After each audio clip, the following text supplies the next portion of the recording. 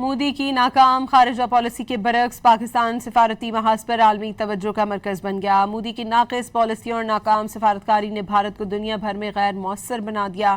بھارتی جرید دی کاروان کے مطابق ایرانی صدر نے جنگ بندی کے بعد پاکستان کا پہلا دورہ کر کے وزیر اعظم شہباز شریف اور فیلڈ مارشل عاصم منیر کا شکریہ ادا کیا۔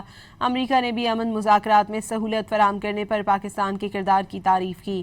سوئٹزرلینڈ میں امریکی نائب صدر جے ڈی وینس نے کہا کہ مجھے پاکستان پسند ہے۔ بھارت اپنے علاقائی حریف پاکستان کو دنیا میں تنہا کرنے کی تمام کوششوں میں ناکام ہوا ہے۔ دی کاروان کے مطابق مودی کی ناکام خارجہ پالیسی نے دوست ممالک کو ناراض کیا اور اپنی سفارتی اہمیت کھو دی۔